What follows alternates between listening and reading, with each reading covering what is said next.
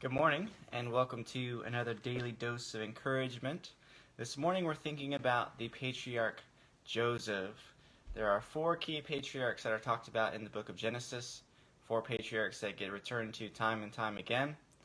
You might add in five if you include Judah, but Judah doesn't normally or traditionally get viewed as a patriarch in the same way as these other four. So the four that we're dealing with are Abraham, Isaac, Jacob, and then Joseph, and we're focusing in on that last one, Joseph. Joseph is one of the 12 sons of Jacob. Joseph becomes synonymous with the northern kingdom of Israel later on. He is one of the favored sons of Jacob. Jacob also shows preference for Benjamin, and that's because those two sons were born by his beloved Rachel, as opposed to Leah, or one of the handmaids. And so he shows love, extra love, for Joseph. And probably the one thing that we're all familiar with is he gives Joseph a visual representation of that favoritism.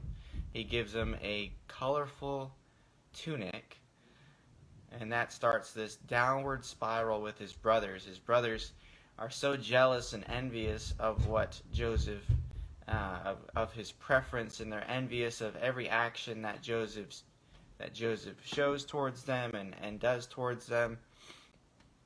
They at certain points refuse to even greet him, but it gets so bad that they end up staging Joseph's death, selling him into slavery to what is, for all intents and purposes, their cousins.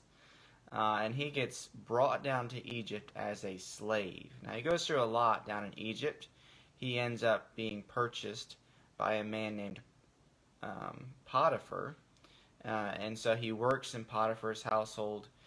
He rises to ascendance in Potiphar's household. And then he gets accused of trying to have sordid dealings with Potiphar's wife, even though Potiphar's wife was the one who was trying to start the issues.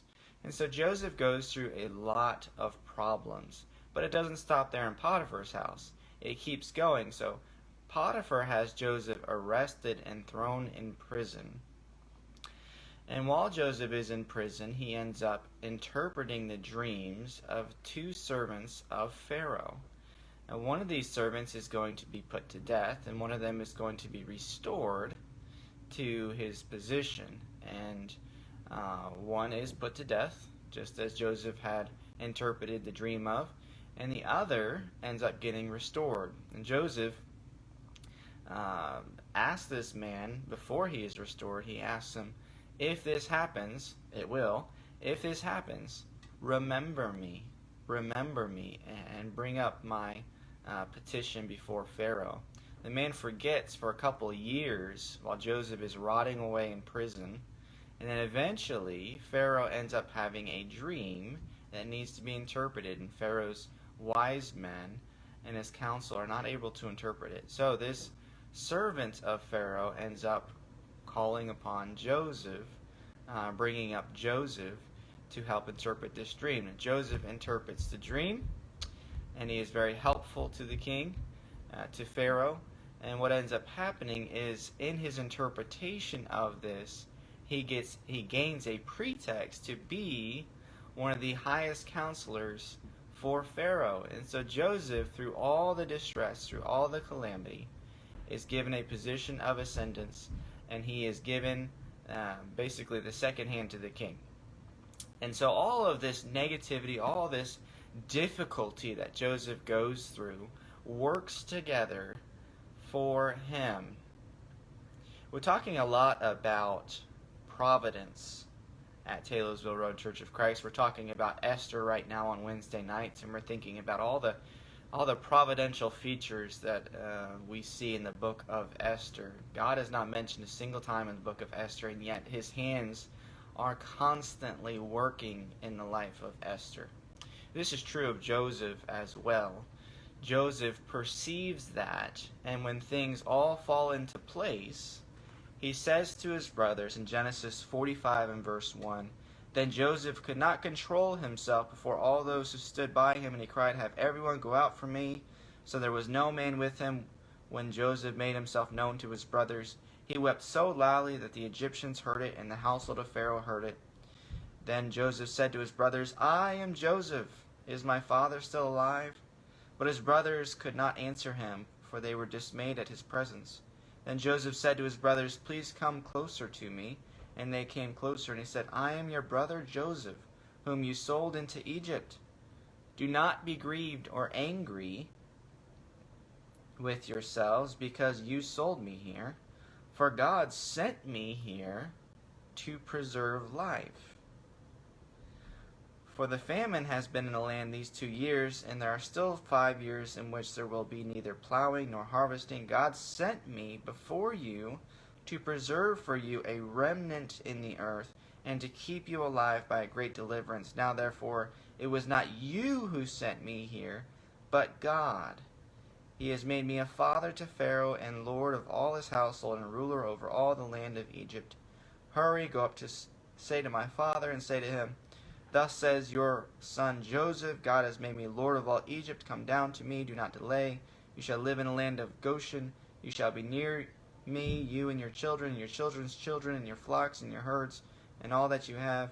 There I will also provide for you, for there are 5 years of famine to come, and you with your household and all that you would be impoverished.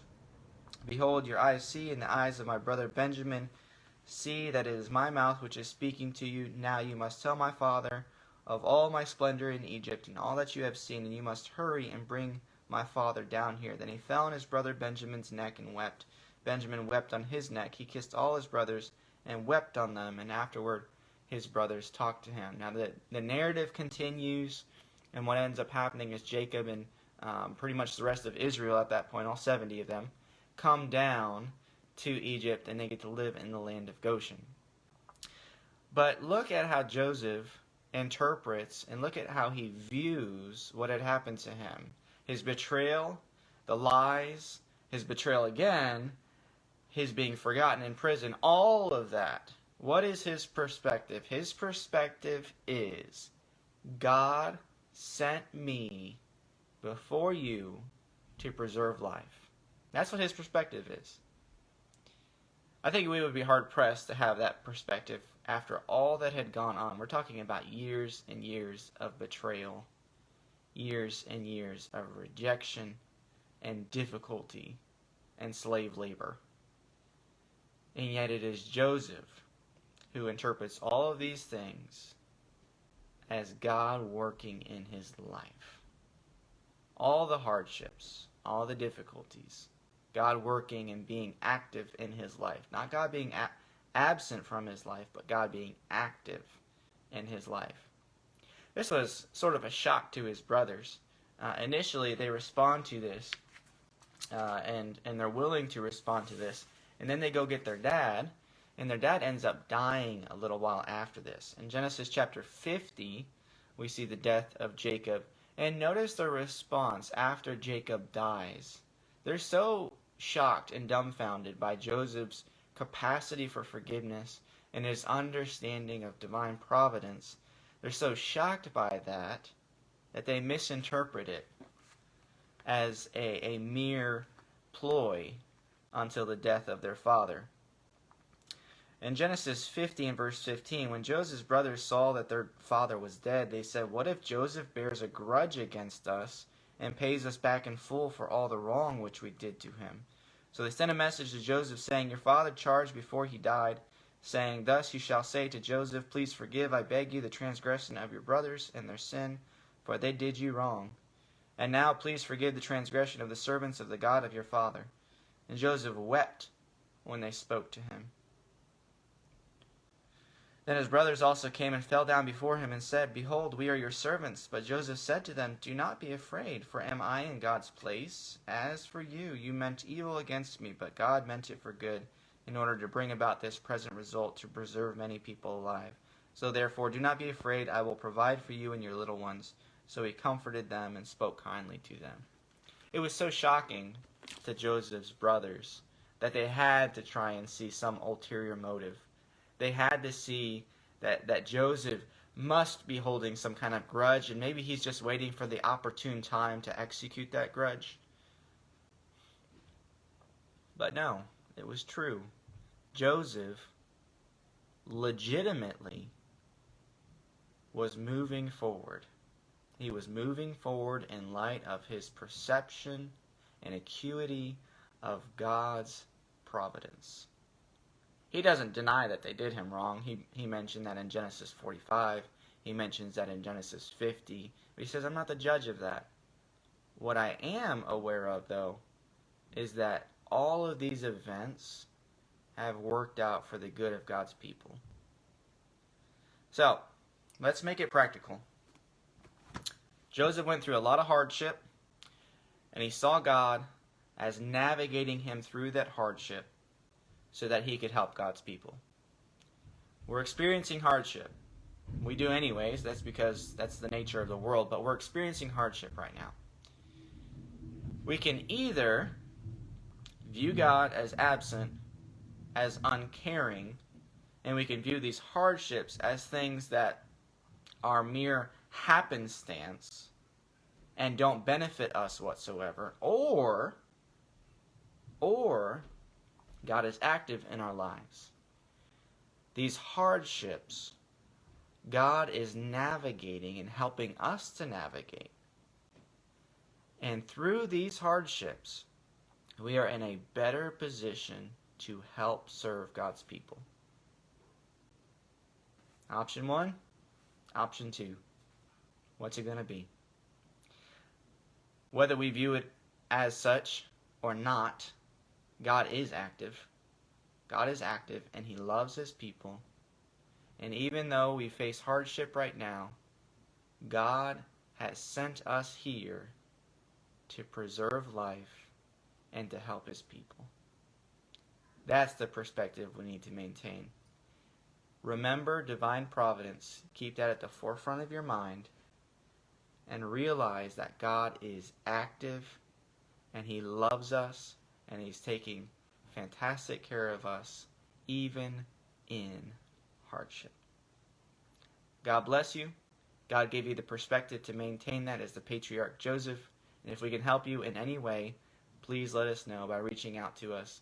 God bless.